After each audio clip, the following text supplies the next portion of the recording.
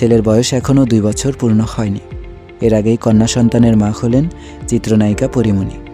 মাতৃদিবসের ঠিক আগে এমন সুখবর দিলেন ঢালিউডের এই আলোচিত নায়িকা নিজেই। বরাবরই আলোচনার কেন্দ্রে থাকা এই নায়িকার নায়ক শরীফুল রাজের সঙ্গে বিয়ে ভাঙা নিয়ে কম জলখোলা হয়নি। ছেলে পদ্মর বয়স তখনও 1 পূর্ণ হয়নি। রাজের সঙ্গে সম্পর্ক ভাঙেন পরী। তারপর নায়িকার জীবনে বয়ে গেছে বড় ঝড়।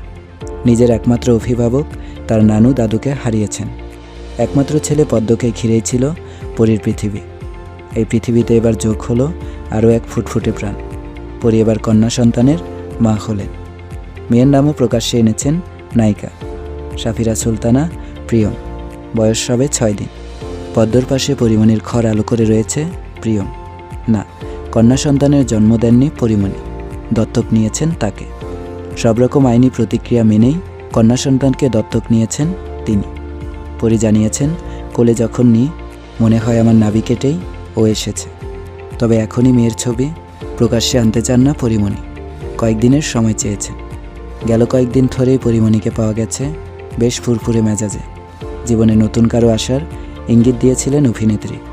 সামাজিক মাধ্যমে তার পোস্ট দেখে অনেকে ধরে নিয়েছিলেন ফের প্রেমে পড়েছেন নায়িকা। তবে এইসব পোস্ট আসলে তার নতুন প্রেমিক নয়, বরং মেয়েকে ঘিরে ছিল, তা এতক্ষণে স্পষ্ট সবার কাছে। শীঘ্রই ঢালিউডে অভিষেক হতে যাচ্ছে পরীমণির। সৌম্য মধুমিতার সঙ্গে ফেলু বক্সি সিনেমাতে দেখা যাবে তাকে। এটি পরিচালনা করেছেন দেবরাজ সিং।